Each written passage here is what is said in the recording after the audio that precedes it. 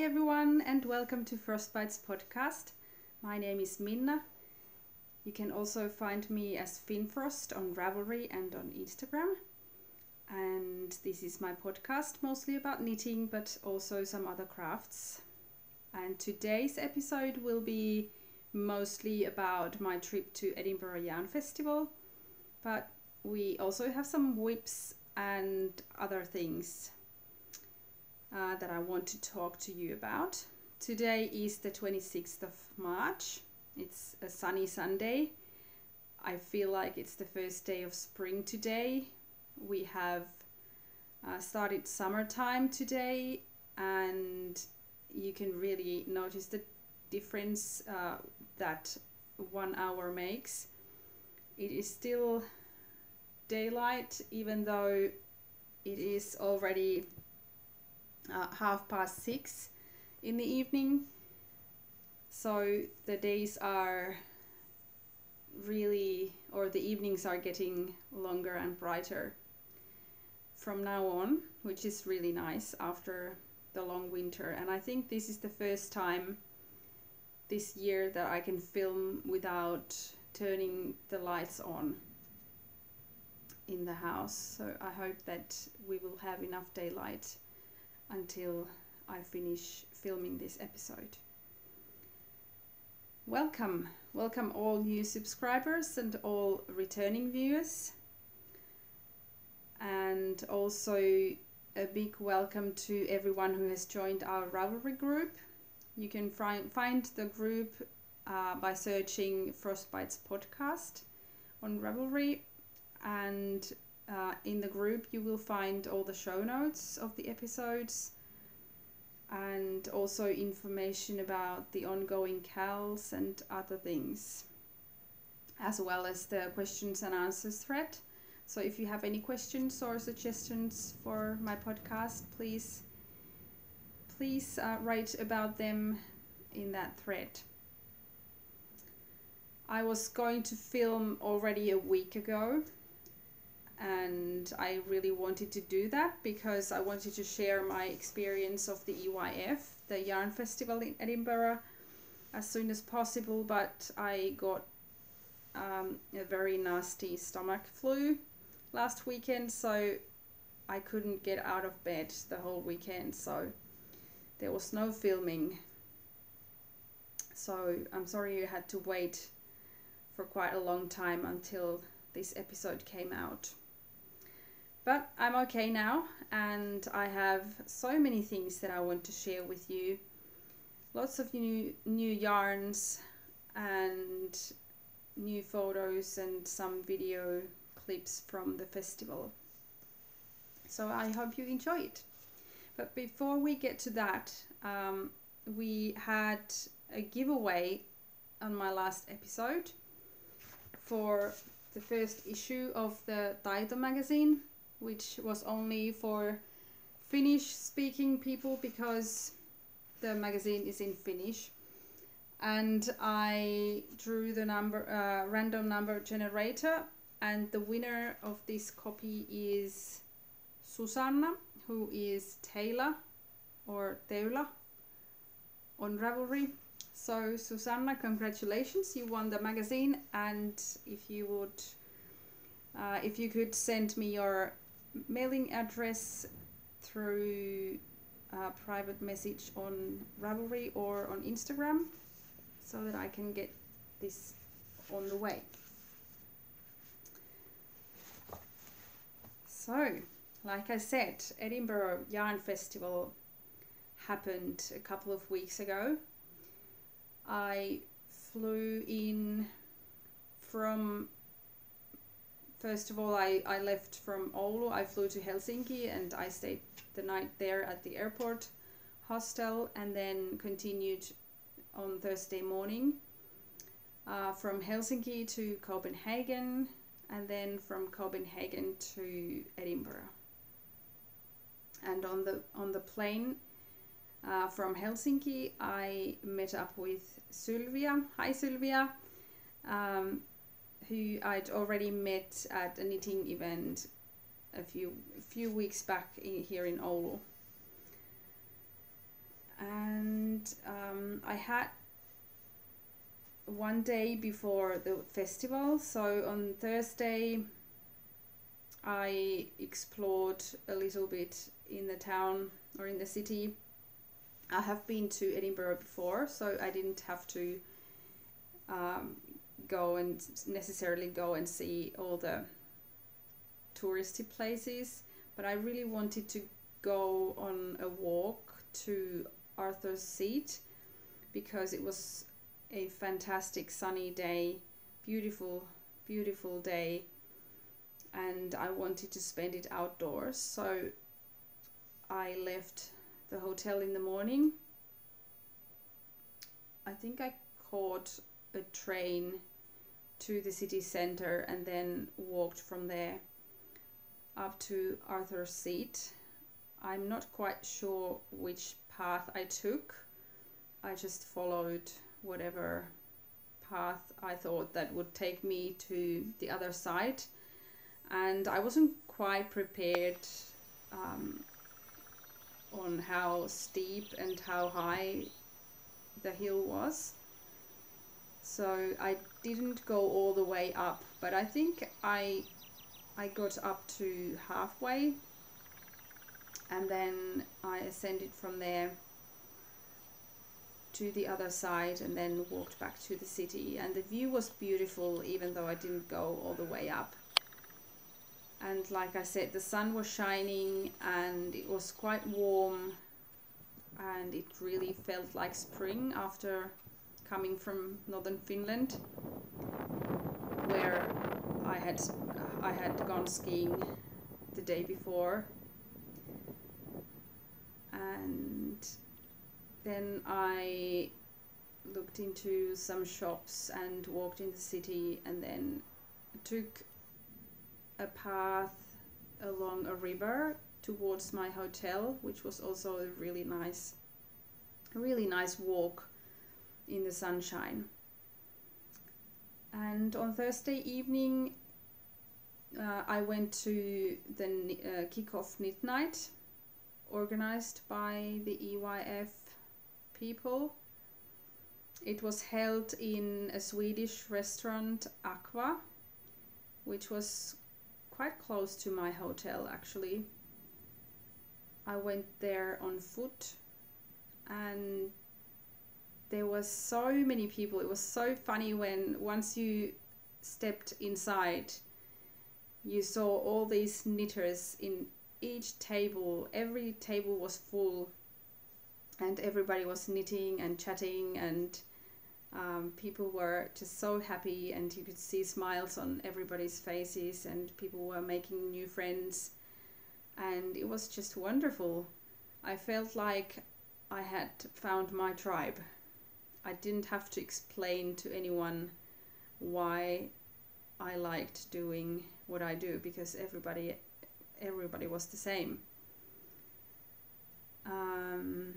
I had some dinner there, and then we had a lovely chat with Terhi, who I met for the first time, who is also from Finland.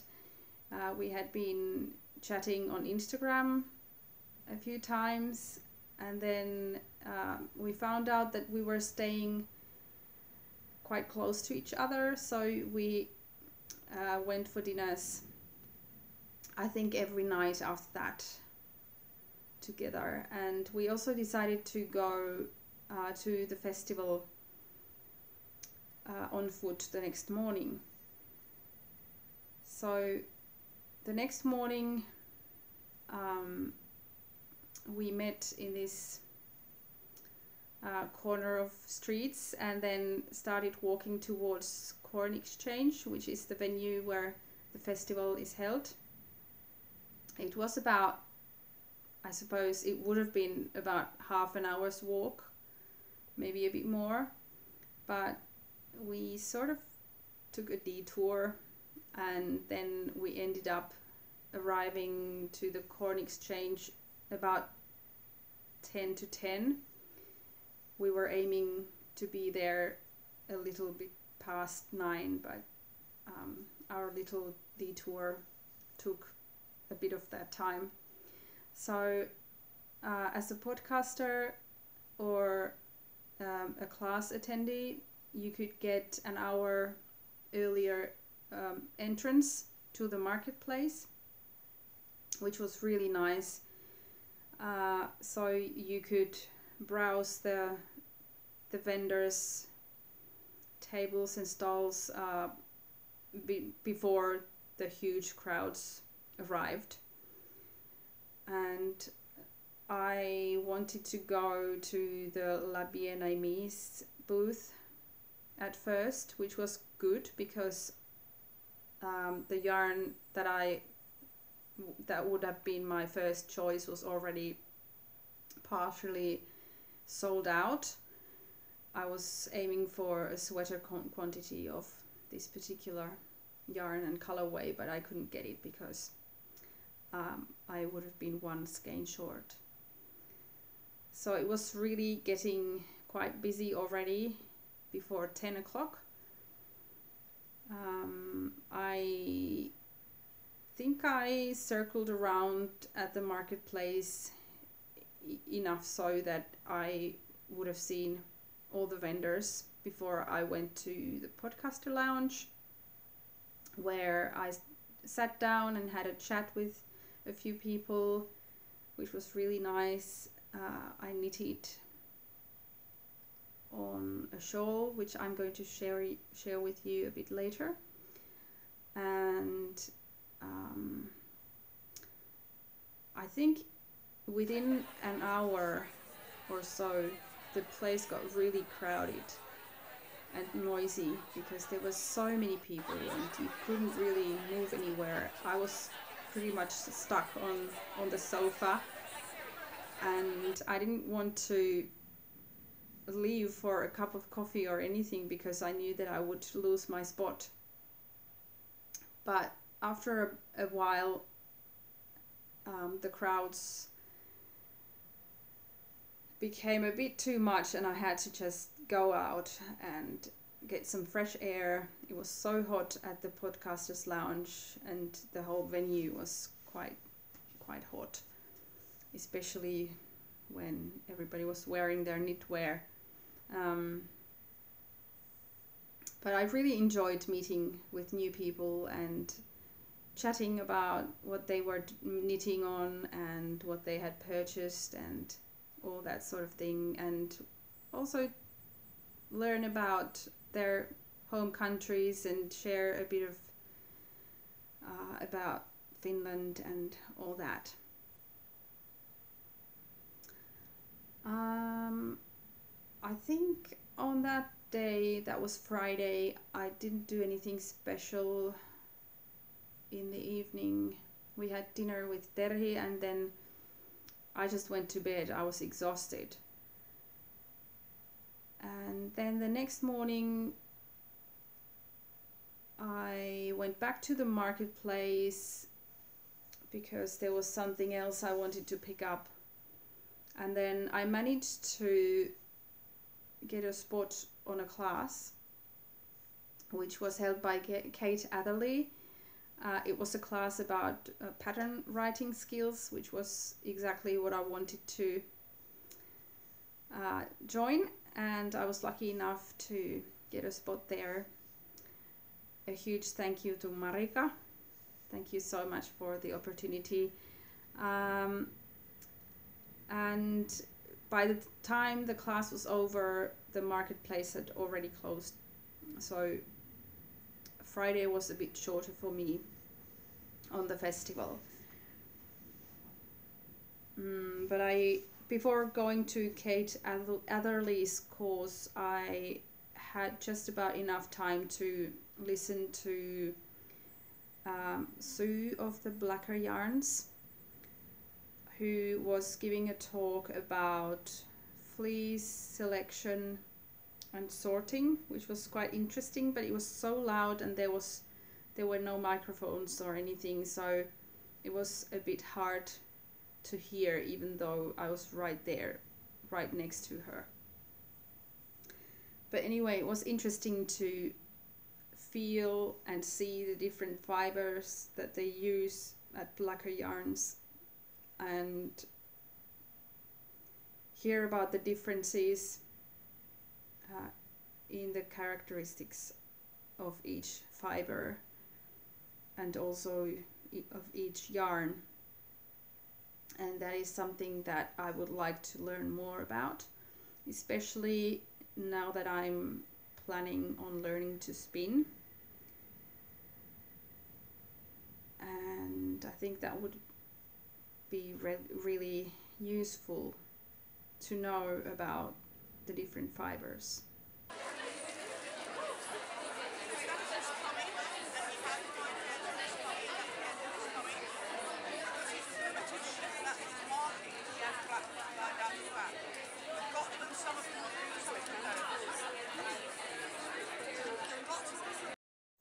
Okay, I hope that bright spot doesn't bother you too much. I had to open up all the curtains so that we can get more light. And then on Sunday I left back home from Edinburgh. I went to the airport in the morning. I think our flight was scheduled to leave around 10 or something. But when I was on the bus on my way to the airport, I received a text message from the airline saying that the flight is delayed, and there was no information of how much at that stage, but they told us to get to the airport according to the original schedule. So that's where I went, and our flight was eventually delayed for about 2 hours, which meant that we missed the connecting flight from Oslo, which meant that I missed my connecting flight also from Helsinki, and I missed all of the connecting flights, or all the next ones of that day as well. And we ended up staying in Oslo for a few hours. I'm not quite sure how many, maybe five hours or something. There were other Finnish knitters as well, so we had a little knit night with Sini and Jonna from the Laine magazine, and also Siina from who was at the Tukuwool booth at the festival, and there were some others as well. So we all had our knitting projects with us and just sat there at the airport for hours and knitted on our projects. It was a bit frustrating, but knitting helped. That's what I say. And then when we finally caught our flight to Helsinki, I went to the airport desk where they organize new flights for people who have missed their flights, and I found out that the next possible flight that I can catch is only the next morning's flight, and it was around midnight at that time already, so I had to stay the night in Helsinki. I was lucky enough to get a room at the Hilton Airport Hotel, which was really nice. Unfortunately, I only had about 2 hours time to sleep at the hotel, but it was, of course, it was a lot nicer there than in the hallway or in some lounge area at the airport. So I had a couple of hours sleep and a bit of breakfast before I headed back to the airport and caught my final flight back home. I was quite tired when I got back, but luckily I had 2 more days off before I had to go to work, so it was okay. And the next weekend I got the stomach flu. and yeah, so that wasn't nice. But it's all in the past now. I'm sure you're all interested in what I bought at the festival, so I'm just gonna show you my festival haul. So like I said, the first booth where I went to was La Bien-Aimée booth, and I wanted to buy a sweater quantity of fingering weight yarn, and this is the yarn I got from there. This is their merino twist sock, which is 80% superwash merino and 20% nylon, and the colorway is called Amy's Sweater. And even though this is not my first, or wasn't my first choice, I'm very happy that I got this colorway. I have been looking at this yarn on their website many times, and it is a light gray base color or background color with all the colors of the rainbow in speckles and in small batches of color. I don't have a specific pattern in mind quite yet. I have a few options. It could be either Granito or even Boxy by Johi Locatelli, or Vera Välimäki's Pavement, or Silverlight, or something like that, or maybe something that hasn't yet been published. We'll see when I have time for another project. I also wanted to buy their BFL sock yarn, which I have used once before, and this is what I got.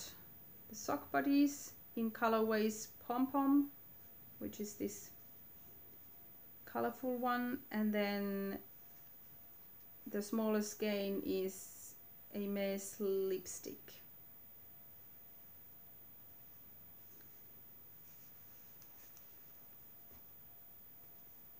Then I had the intention of looking for some gray yarn for a cardigan for my mother. She hadn't picked the pattern yet, but I just thought that I would buy some gray yarn in fingering weight, and if she didn't like it, then I could knit something for myself out of it. But she approved. So this is the yarn I got from Mum. It's Rainbow Heirloom Solo Light, which is single ply superwash merino wool, and it feels really nice and light, and I think the price was pretty good. Yeah, so when I got home I showed the yarn for Mum and she approved, and then we looked at some patterns on Ravelry which we had already done before, but before she didn't really know which one to choose. And then I told her that maybe we can just wait, and I had a feeling that there will be some new patterns out soon anyway, which probably could be a good match for her. And I think it was just before the yarn festival or during that when Johi published her Sammal cardigan pattern, which was designed for Tuku wool. And when I saw that, I knew that that was the cardigan for Mom. And I showed her the pattern and the pictures, and she really liked it. So I'm going to make her Houhi's Sammal cardigan out of this yarn. And by the way, if you didn't know, Sammal means moss in Finnish. Then another sweater quantity I bought. I'm only going to show you 2 skeins now, but I got 4 of these grey skeins. This is Kettle Yarn Company's Islington DK. And this is BFL and silk, I believe. Yes, British superwash blue-faced Leicester and silk. And the colorway is called Blighty. So I got 4 skeins of these and 1 skein in this really bright pink color, which is a bit blown out on the screen, or it doesn't really show the true color. It's quite light pink, but very saturated. And when I had the 5 skeins in my arms and I went to pay for them, the seller said to me, "I know what you're going to make out of those." And I said, "Do you? What's your guess?" And she said, "The Houhi's new pullover from the new collection, the Radiate." And I said, "That is exactly right." So I'm going to make this one out of these yarns. And I already started it, so I will show it to you in a while. But let's finish with the yarns. I think, yeah, that was all the yarn from Edinburgh. And then I also bought a book, Cocoa Knits Sweater Workshop by Julie Weisenberger. This is for sweaters knitted top down, seamless, and there are several patterns for different styles, but there is one method which Julie has come up with. It is based on her background in the textiles industry, I believe. Julie was one of the teachers on the Knit Stars online knitting summit, which I joined last autumn, and I really was very interested in the technique that she used, and this book explains the technique and then offers you different patterns which use that technique. And I already have an idea of what I'm going to do in the future out of this book, but we'll see if it plays out. And then some other bits and pieces that I got from the festival. A 9-inch circular in 3.5 millimeters. I want to try this needle for knitting sleeves on a sweater, because I really hate the laddering that happens when I knit with double pointed needles. And I know that I could use, and I will use also magic loop for some of the sweaters, but I wanted to give a try for those ones. And I also got some stitch stoppers and some stitch markers. These are both also by Coco Knits by Julie Weisenberger's company. And then finally I bought some Farmer's hand cream, which is really nice and creamy, and it is inspired by the labours of Welsh hill farmers. We developed this cream to nourish hard-working hands. My hands get very dry during winter time, and I really like how this cream feels. And my final purchase actually is this one, which I forgot. I got myself a project bag, which is just a simple drawstring bag with the EYF logo, the rainbow ram, and it says Edinburgh Yarn Festival. It's a nice memory from the festival. And when I got home, oh sorry, one more thing. There were so many things that I can't remember everything. I also got myself 100 grams of wool. This is Exmoor Blueface.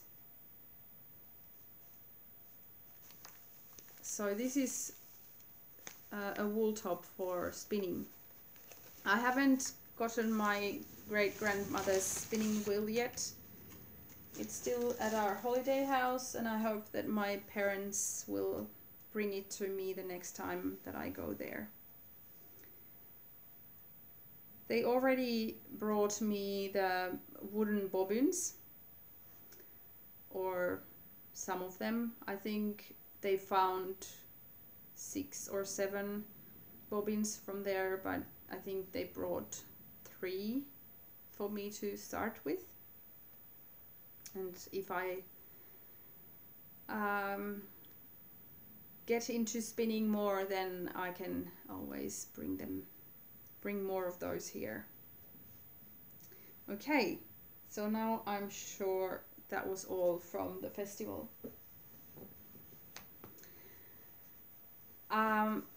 One more thing that I want to tell you about the festival is that if you think about traveling there and you are a bit worried that you don't know anybody, and if you are traveling alone, don't be afraid. It's a very friendly, very friendly festival, and it doesn't matter if you travel alone or if you go there by yourself, not knowing anybody. It's very easy to get to know new people at the festival, but also on the way there, on trains or buses, or even on the plane to Edinburgh, because the knitters were everywhere.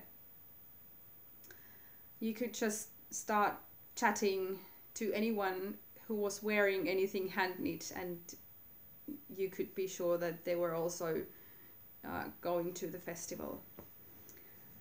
So really, I highly recommend it. It's quite overwhelming in terms of the crowds, because there are so many people and there's so much yarn that you want to buy and so many things that you want to look at. But I suggest that you just make a list before you go there, get to know, find out which vendors will be there, and decide which ones are your first priorities, and maybe go see them first and then browse the other ones a bit later. Don't be afraid to start a conversation with anyone. It's a lot of fun. And if you have a chance to go to the knit night before or after, go, because it's easy to meet new people there as well. And the podcaster lounge is also a very nice spot, not only for podcasters but everyone. It doesn't matter if you don't know any podcasters by name or anything. You can just start chatting with people. And in my experience, there was always someone at the lounge to talk to. So all in all, it was a wonderful festival, and I think Joe and Mika, who put it all together with their team, are just wonderful. They have created a wonderful event which is unlike any other that I've been to, and I've heard a lot of people say the same thing, and people usually mention the friendly atmosphere that is there at the festival. So really a high recommendation. Okay, enough of that. When I got home, I started thinking about a new shawl design on my way home, and I came up with an idea which I wanted to try out immediately when I got home. And I have been making some swatches. I don't want to show more yet. And then I haven't started the actual shawl yet, but these are the yarns that I'm going to use. They are Knitlops Lair Tuulen Tytär, which is 100% superwash merino. I think it's 4-ply. It doesn't say, but it's not single. It's fingering weight yarn, and so I'm going to start working on my new design as soon as I get some of my needles cleared. I have quite a few projects going on at the same time right now, so this will have to wait for a little bit. And then I also bought this skein, which is the same yarn base, and again it doesn't really show correctly on the screen, but it's really it's almost like a highlighter pink, and the colorway is called Ärjy, and this is for a sweater that I'm knitting, which I'm going to show you in a bit. Let me just tell you the colorways of these ones. This one, the lighter one, is called Utu, and this one is Kaipuu. And I guess the sun has gone down and I have to turn on the lights anyway. Okay, sorry about that. Then we can move on to works in progress. Like I said, I have several whips at the moment. I'm not going to share you all of those because some of them are just, they have just been untouched since my last episode, or even a lot earlier episode. But I will show you the ones that I've been making some progress. First one is the Slow Shawl by Veera Välimäki.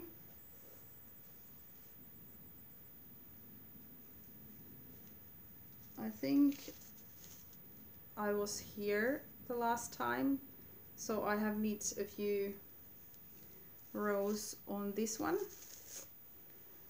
And this is a shawl which starts very narrow and then slowly gets wider and wider, and it's a perfect project for using all your leftover yarns or your stash yarns, or if you want to buy new yarn, then it's fine for that too. But I'm using all leftover yarns from my old projects. And I think I don't have to work too much on this anymore before it's finished. But I haven't worked on this since I left for Edinburgh, because this is not a conversation project, because you have to pay attention to the increases and decreases, and I cannot concentrate enough if I'm having a chat with someone while knitting this. So this has been waiting for me to get home, and since I already started new projects for EYF, and even after that, this has been more on the hibernation mode lately. But I will pick it up and finish it, hopefully sooner than later. Then I'm hosting a CAL in my podcast group. It is the Interpretations 1 to 4 CAL, and it runs until the end of May.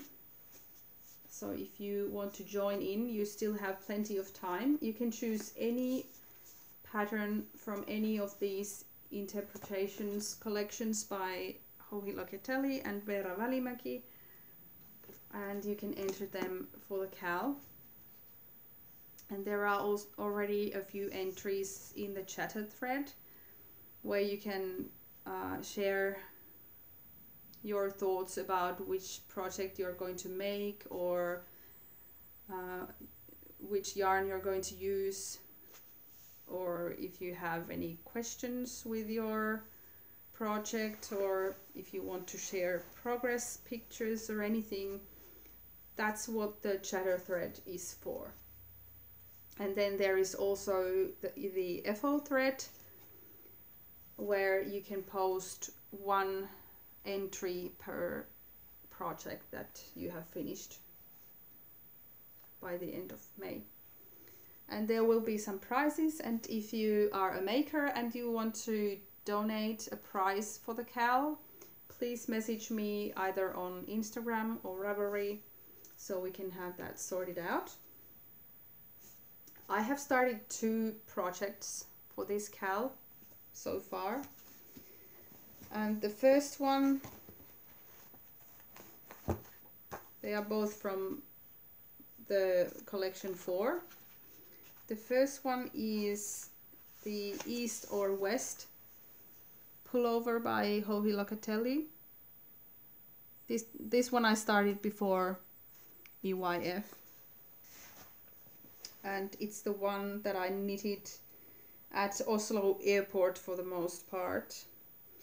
It doesn't look anything yet because it's just like a long bib. But it's a start anyway. And I am using again Knitlops Lair Tuulen Tytär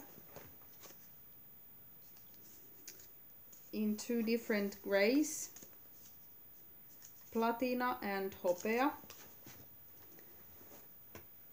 So these will do the grey stripes. And then originally I had thought about using yarn from my stash for the contrast stripes. And this is Madeleine Tosh, I think this is Tosh Merino Light in this purple colorway. but this is singles and this is 4-ply or 3-ply. 4-ply it is, yes. So I wasn't quite sure if I liked mixing these different bases, and in the end I decided to get this highlighter pink to go with these two grays. So this is what I'm going to use for the contrast. But let me tell you, the twisted ribbing on this piece is something that is not a very enjoyable knit. For me, that is anyway. I'm glad this is the only project that I had with me in my hand baggage, because otherwise I wouldn't be this far.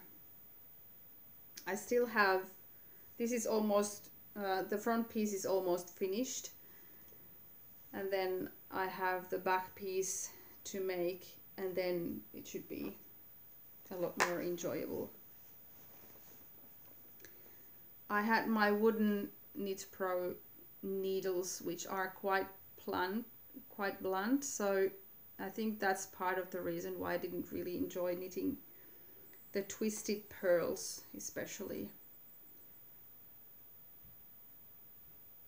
But I'm a bit cautious about bringing metal needles on the plane. Sometimes I think it's okay. Usually on Finnish airports they don't allow you to take any metal needles, and sometimes I have been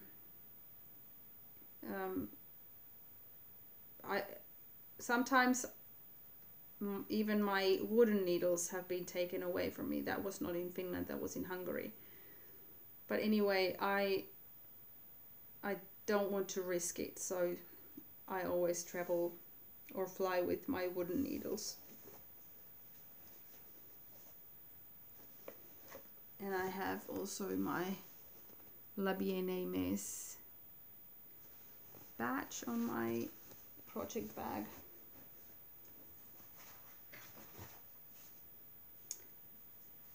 Then my other project for the Interpretations Cal is the Radiate pullover,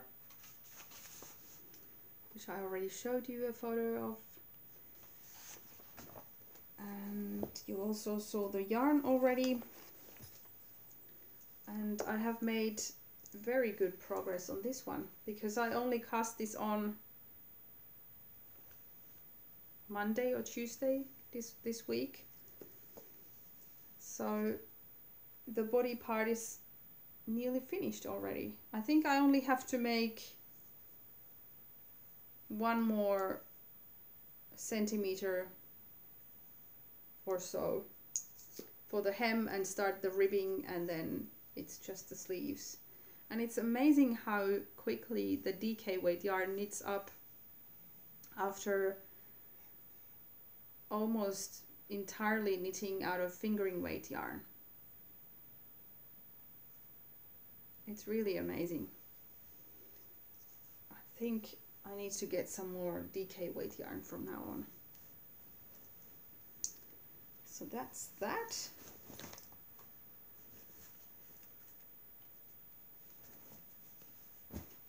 And then the final whip that I'm going to share with you today is my Stay Soft shawl by Veera Välimäki. I'm only knitting Veera's and Hohi's patterns at the moment.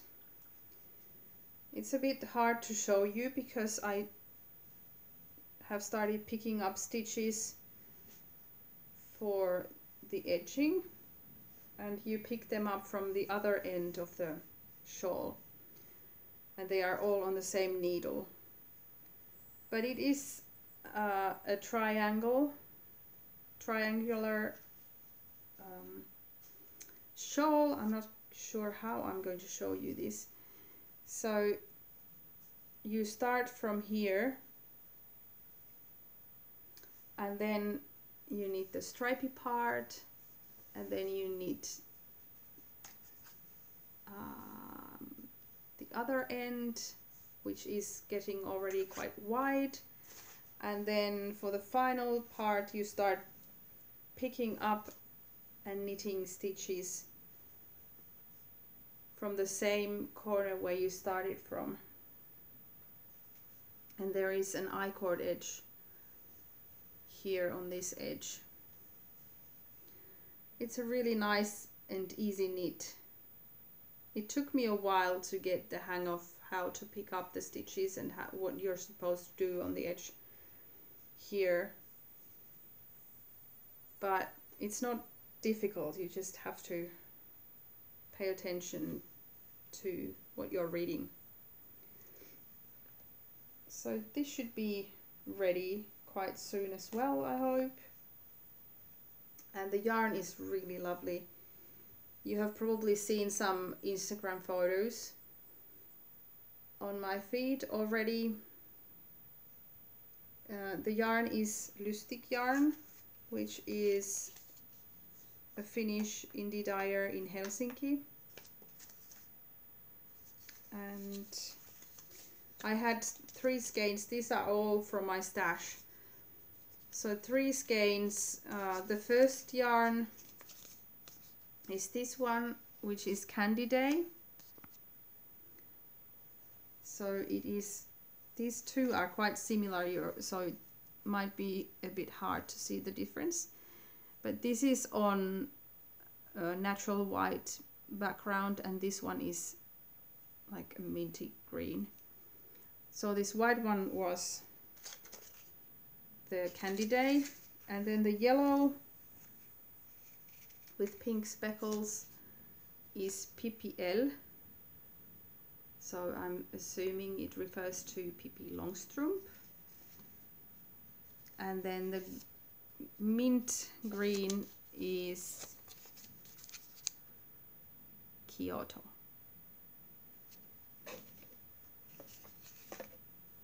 And they are all merino singles.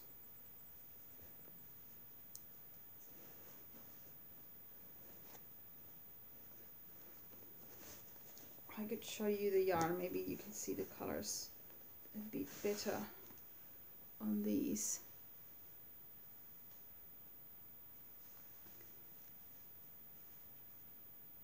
So this is the minty green. You can't really see the difference here, I think. This is the white, and then the orangey yellow with pink. And this shawl is in my EYF bag.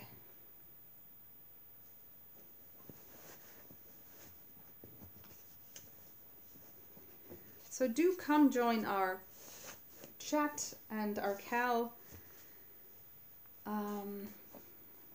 Tell us which pattern you chose and which yarn you're going to use. And do share your progress photos as well. It's nice to see and cheer each other on. I think I could knit anything out of these books. All the patterns are so beautiful, all the designs are just something that I could see myself wearing.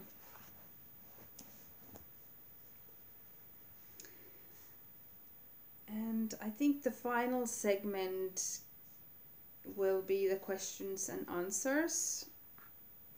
First of all, Mary, who is in USA, who is J Mary last one on Ravelry. She asked over a month ago about how I stole my yarn, and I'm so sorry that I have totally forgotten to answer you. I think, at least I can't remember talking about this. I might be wrong, but anyway, it doesn't hurt if I answer you again. So she asked me how I store my yarn.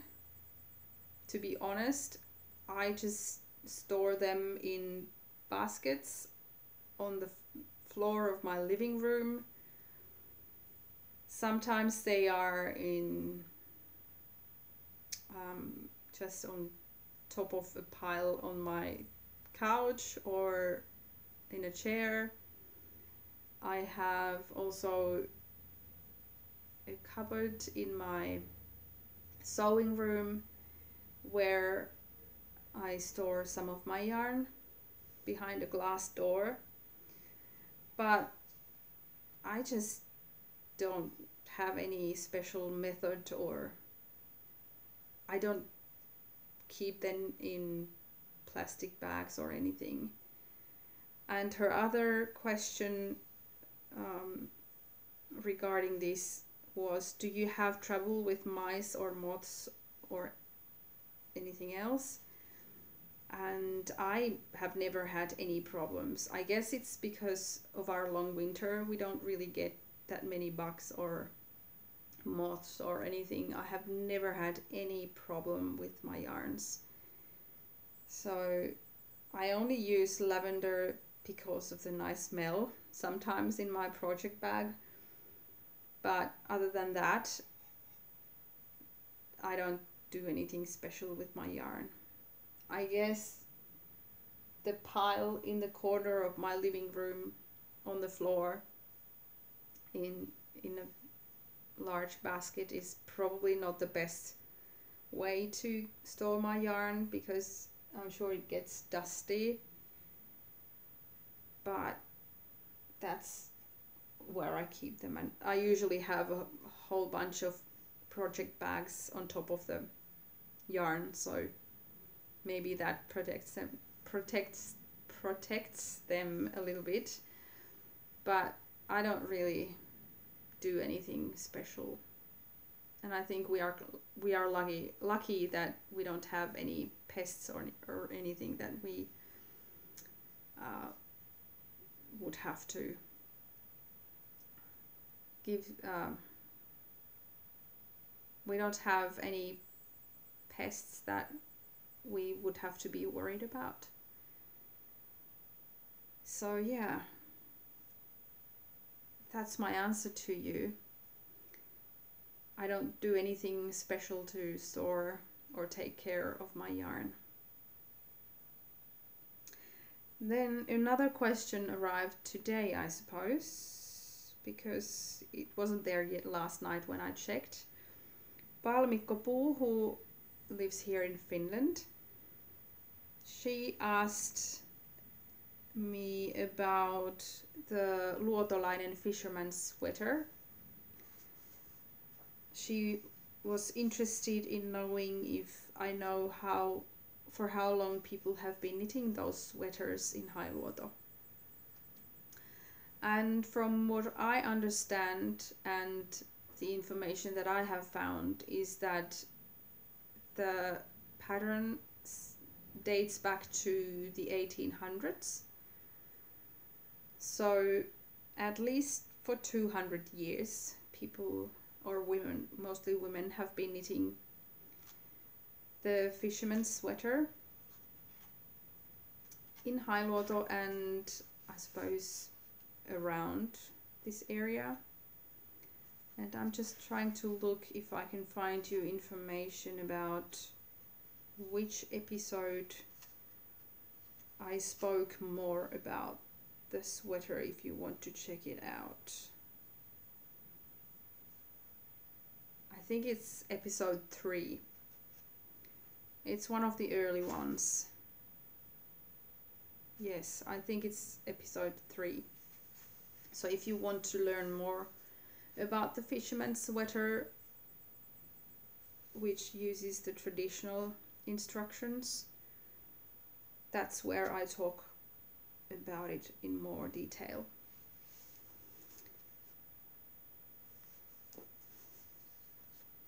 And now that I'm looking at my hands, I realize that there is one more thing that I purchased at the festival, which I didn't show you, and which is probably my favorite thing. I bought myself this bracelet, which is like a measuring tape. It's made out of leather, and it has both the metric system and inches on the other side, and you just twist it around your wrist, and there is this metal stud in the end, which you use to lock it. And I have been wearing this every day since coming home from there, and I just love it. It is, I bought it from the Beyond Measure stall at the festival, and it seemed to be a very popular article. I noticed many festival goers were wearing these. I suppose that's all for now. It was quite heavy on the festival, but I think it was assumed, given that it must have been the best ever knitting festival that I've been to. And I really hope that if you ever have a chance to go there, that you will, because it is definitely worth going. Okay, I'm going to wrap it up now. Thank you for tuning in and spending some time with me today. I hope your knitting is going well and you are enjoying yourselves. And I will see you next time. Until then, bye.